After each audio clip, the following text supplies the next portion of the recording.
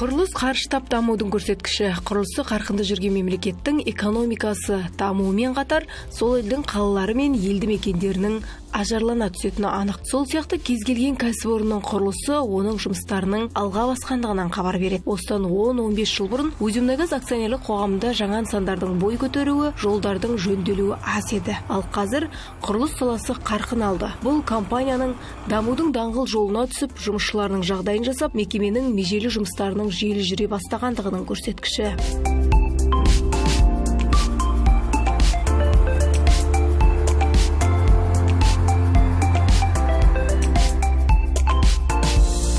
Биылда компания жоспарлы құрылыс жұмыстарын жүргізіп жатыр. Соның алғы шебінде жолдарды жөндеу тұр. Өйткені мұнай өндірісінде ауыр техникалар қолданылады. Олардың тікелей қатысуымен қара алтын өндіріледі. Әр күн сайын жүретін арнайы көліктер жолдың жағдайын нашарлатады. Сондықтан жолдарды салу, әрі жөндеу кезек күттірмейтін мәселе. Жол компания үшін енді өте маңызды.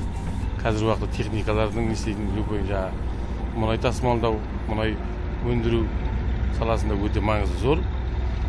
Сол енді биыл бюджет бойынша осы мына ортада біздің 3-ші мұнай-газ өндіру басқармасының аумағындағы өндіріс аралық жолын бастап жатырмыз. Общий жалпы ұзындығы 9,5 шақырым жол. Сол биыл енді мүшеде қаралып отқан қаржы бойынша 3,5 шақырым жолын бастап жатырмыз. Ал енді одан да басқа да жөндеу жұмыстары жүргізіледі. Өзімнайгаздың мердігер мекемесі ККС жауапкершілігі серіктестігі осы жолды бастадық. Биылдыққа қаралғаны 9,5 километрдің шақырымын жолдың 3,5 километрін осы жыл салу қаралған бізде. Соны бастап жатыр. Қазір осы жұмыстарға 6 арнайы техника жұмылдырылған, 10 адам басқа да техникалар қатысып жатыр. Енді бұл жұмыстардың жүрісі жаман емес, уақытында сол өзінің межеленген уақыттан шығамыз деп сенеміз. Өткен жылы Өзімнайгаз бізге 14 километрдің 14 шақырым жолдың жөндеу жұмыстарын берген болатын. Онда уақытында тапсырылды, әрде қабылдап алынды. Енді осы жолдарды қазір міне бастап жатырмыз. Өзіңізді көріп тұрсыңыз. Осы 2 айдың көлемінде бітіп қаламау деген жоспарымыз бар. Жол әуелі бұзылып алынады үстіңгі қабаты. Жолау қызметтерінің адамдарының берген сметасы бойынша жасалады жұмыс. Бұзып алу, одан кейін ПГС төсеу, шебін төсеу, тас қиыршық төсеу үстіне, одан кейін асфальт жабындысын төсеу 10 сантиметр. Сондай жұмыстар атқарылады. Сапасы жаман деп айтпаймын, жақсы. Өткен жылдарда салдық, отарда кәдір, оның бәрінде адамдар жүрді, қатынап алды кәдір. Жол сапасы жақсы деп айталам. Жауыннан да ондай қатты жауын жоқ қой, біздерде, бірақ сонда да жауыннан кетіп жатқан жол көрген жоқпыз. Гарантияны тұрғымыз 2 жыл. Сол 2 жылдың ішінде кетіп қалса, біз қалайда қайтадан жатап береміз. Уақыты келген өндіріс аралық жолдар жөндеуге жіберіледі. Өткен жылдары мұнай-газ өндіру басқармаларынан 6 шақырым жол күрделі жөнделген еді.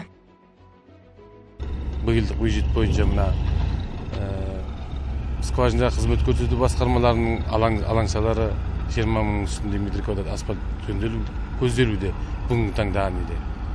Өткен жылда біз осы мына бірінші мұнай-газ өндіру басқармасы бойынша 2 шақырымдай жол жөнделді, өндіріс аралық жолынан. Сосын 3-ші мұнай-газ өндіру басқармасы бойынша 6 шақырым жол жөнделді. Сосын мына бізде мұнай дайындау және өндіріс қызмет көрсету басқармасы бар. Дайын мұнайды бәрін дайындайтын.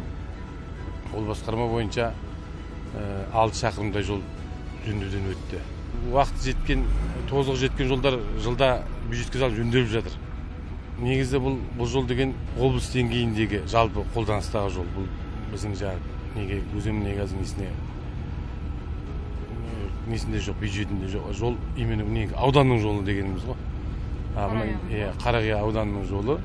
Біздікі мына өндіріс аралық жолдары сол жөндеп жатырмыз.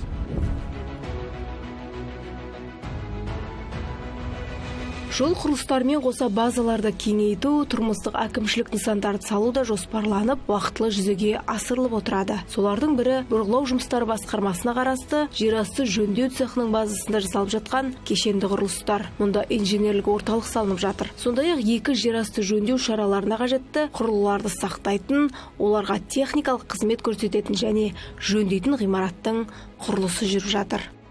Қазір тұрған жеріміз өзім негізі қарасты бұрғылау жұмыстарының басқармасы. Соның оңғылады жерасты жөндеу цехының базасы. Бұл жерде жасалып жатқан жұмыстарына асыру мақсат базаны кеңейту. Абаттандыру, благоустройство, төсенген асфальт, жасалған озеленениесі, навестер салынып жатыр. Оған сосын қосымша жерасты жөндеу, оңғылады жерасты жөндеу цехының соған қажетті жабдықтар сақталатын осы қоймалар, ангар деп аталады. Енді оборотный цех деп ат қойдық жобада бойынша. Ал анау базымыз бұл қызмет көрсету цехы. Сосын оған қосымша инженерлік орталығы салынды жаңадан.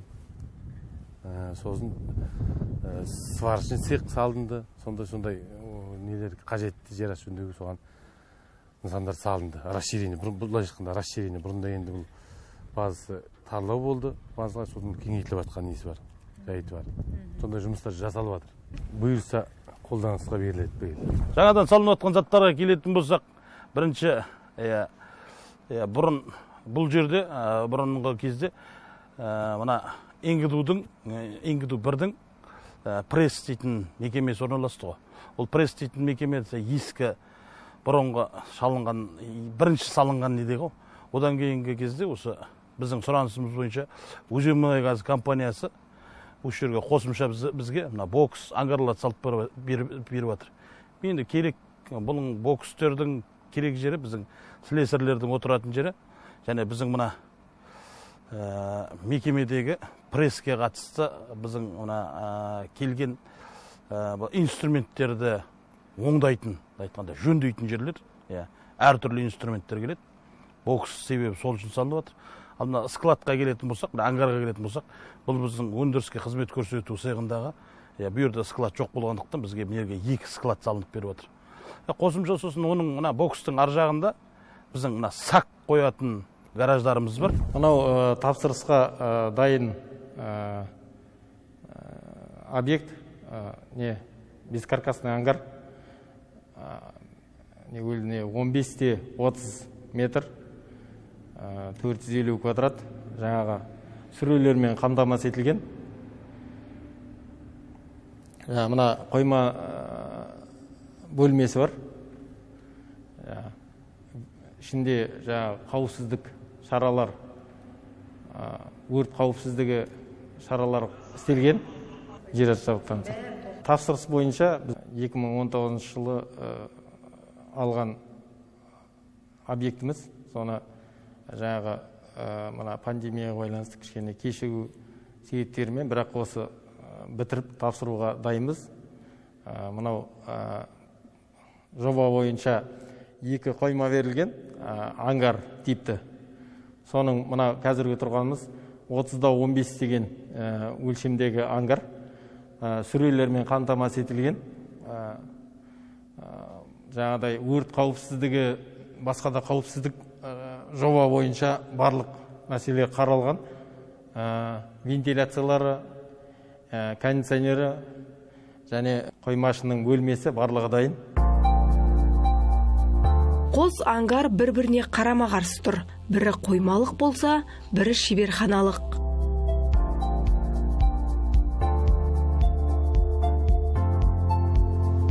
Келесі объектіміз айналым қоймасы.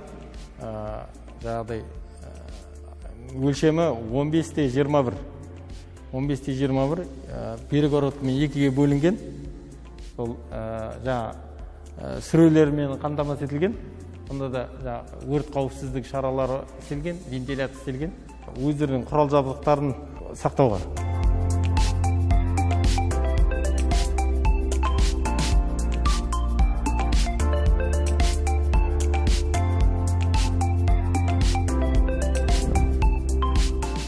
маңдағы ең ірі нысан өндіріске қызмет көрсету цехы. 14 бөлмелік кең ғимараттың құрылыс жұмыстарын 20 адам жүргізіп жатыр. Онда мына 2 кран балка берілген, 2 пролет, 6 метрден 2 жағында. Ол жаңағы әрбір бөлмеден немесе мына үлкен вороталардан келген техникаларды түсіріп, керек жерге апаруға ыңғайлы салынған кран балкілер. Оның 3-2 тоннадан көтереді әрбіреуі.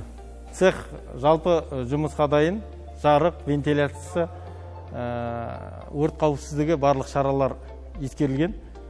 Және ішінде керек сөрелер, құрылғылар, кейбір жаңағы нелер, оборудованиелер жаңағы жоба бойынша салынған. Және де осы цехта жұмыс жасайтын жұмысшыларға арналған мына киініп жуыну бөлмелері, сол жағдайлар істелген. 14 бөлме және тағы бір бөлме, бұл моечный цех дейді. Бұл құрылғылар жуатын отандық өнімдермен жасалған. Құрылғылар жууға арналған оборудование. Жаңа толық жаңа несімен, сумен бәрі жалған тұр. Немен пармен жуатты, мына сумен, напормен. Анау насосный станция водоснабжения и пожаротушения деген объект. Онда жаңағы насостармен қамтамасыз етілген. Су және өрт сөндіру шараларына арналған. Толық жобаға сәйкес жасалған, өзінің қызметін атқаруға дайын. Ана келесі противопожарный резервуар 100 кубтан утепленный. 2 штук тоже мына территорияны толық қамтамасыз етуге өрт қауіпсіздігін. Жалпы осы өндіріске қажетті болғасын Өзенмұнайгаз салып беріп отыр. Мыңда бір рахмет. Қазіргі таңда енді бәрі біткен жоқ, біту үстінде. Бұйырса енді жақын араларда бітіп іске қосылады. Бұл базада ремонт қой, жөндеуші слесарлер жұмыс істейді. Бұл жерде мына бригадаларға келген, кеткен темір-терсектерді, мына бригададағы құрал жабдықтарды жөндейді бұның ішінде. Сол үшін салынып жатыр. Ал мына жақтағы бұл енді қойма. Осы жерге келген, жаңадан келген заттарды сақтайтын қоймамыз.